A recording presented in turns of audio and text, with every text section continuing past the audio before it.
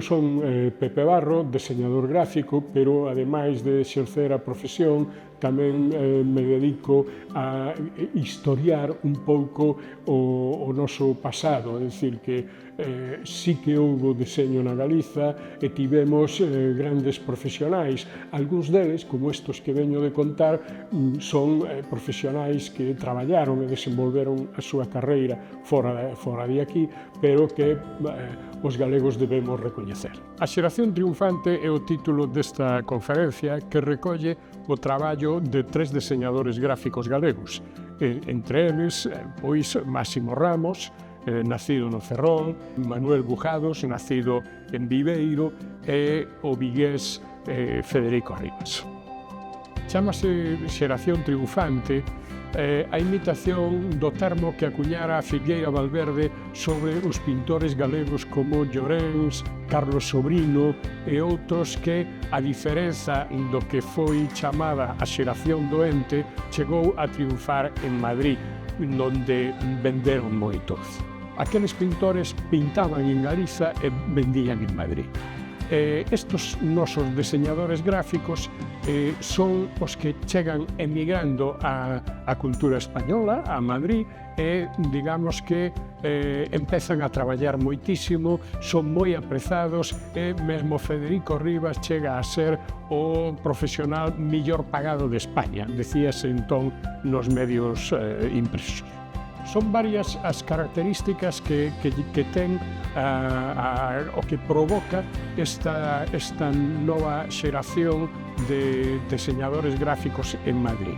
Por un lado está que xurden e se desenvolven máis ben a principios do século XX as revistas ilustradas. Títulos como Branco e Negro son emblemáticos, pero tamén La Esfera e outras moitas publicacións nas que os nosos deseñadores van publicar. Naturalmente, isto vai unido a que aparece a publicidade e isto vai unido ao desenvolvemento da industria do perfume, que naquel momento é sobre todo o xabón, pero tamén xa comezan as colonias. Isto ven dado porque na Primeira Guerra Mundial a industria francesa desaparece e a industria española ocupa ese lugar que ocupaba a industria francesa dentro dos territorios do Estado español. E así fan fortes investimentos publicitarios que se canalizan a través das revistas, que é o que estábamos vendo. De aí que publicidade e revistas van xuntos. Pero tamén outro factor importante é que aparece un novo xénero de libro, que é o libro de quiosco, que xa se desenvolve tamén no mundo anglosaxón e que en España vai ter unha difusión tamén grande, de par de que vai aumentando paulatinamente ao longo do primeiro tercio do século a alfabetización da sociedade española. Isto é o caldo de cultivo, non? Donde aparece unha sociedade xa que empeza a configurarse alrededor dos medios de comunicación. Entón, está todos estes factores dos que falamos. Máximo Ramos é un dos nosos heróis que nace no Ferrol, estudia ali en Artes e Oficios, pero de contado se traslada a Coruña, onde traballa como aparellador da Diputación, pero de contado comeza a facer traballos de todo tipo gráficos. Pois entra en relación coa familia de Picadillo, mesmo realiza un fantástico cartaz para anunciar o seu libro La cocina práctica. En aqueles anos tamén realiza o cartaz de as festas do Apóstolo de 1909, que son as festas nas que se anuncia tamén a Exposición Regional Galega de 1909. É unha obra que o dá a coñecer e ao pouco tempo o seu espírito desacougado leva-o a marchar a América. En América fai un periplo da man de un grupo de teatro, percorre gran parte dos Estados Unidos e acaba tamén en Cuba e México. Despois dese periplo instalase en Madrid, e en Madrid entra todo ese mundo que falamos, o imperio, digamos, do papel cuxé, das revistas, da publicidade, ali Máximo pois ten o seu medio. É un autor, ademais, todoterreo, porque chega a facer até historietas de banda deseñada, non? Que logo será o que despois da guerra lle dé o sustento, mesmo traballando para as únicas revistas de banda deseñada que permitía o réxime, que eran as do propio, a de Falanxe, non? Flechas e pedallos.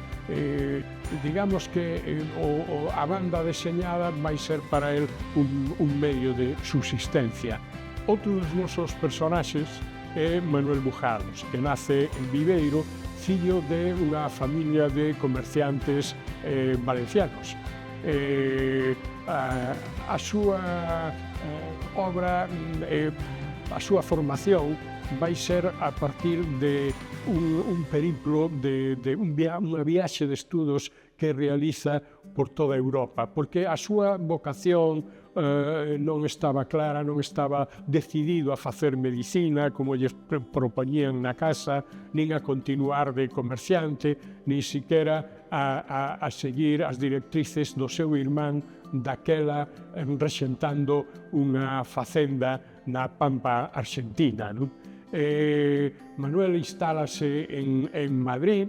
É un artista que, ademais de pintar, toca o piano e mesmo chega a compoñer música, pero, como a todos os do seu tempo, a ilustración é o medio que lle vai a dar de comer e que lle vai a dar notoriedade e fama, e que realmente el desprega todos os medios e donde realmente el sabe expresarse, non?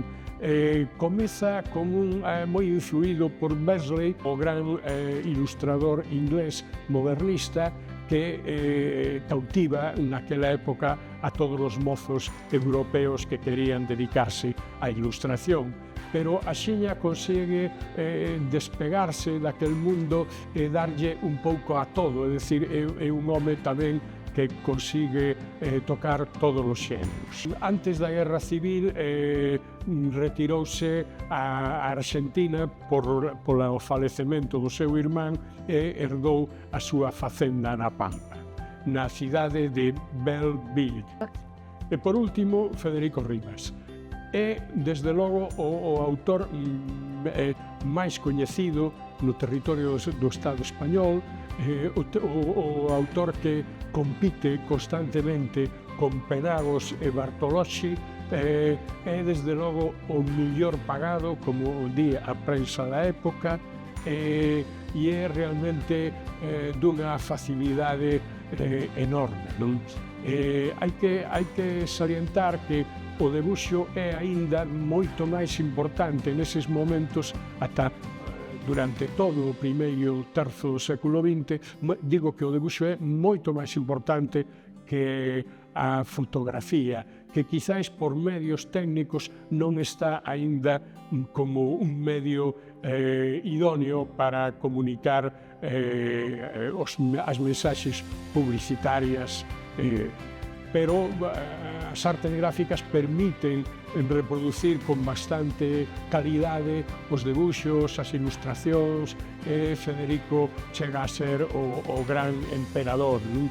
De feito, o seu gran éxito foi no ano 16 o gañar o concurso para os xabóns Gal, en pugna con, como dixemos, con Bartolocci e Penagos, non? Eso lle granxeou o contrato con a empresa Gal, e a partir dese momento xurde o que os xornalistas denominaron na época o estilo galante, é dicir, un sinfín de mulleres fermosas que igual anunciaban perfumes que cualqueira outra cousa que saía da pluma de Federico. Tivo que exiliarse en Buenos Aires despois da guerra, na que desenvolveu tamén unha carreira na que compre lembrar que é o autor dos debuxos de El mono relojero, un filme pioneiro na animación mundial.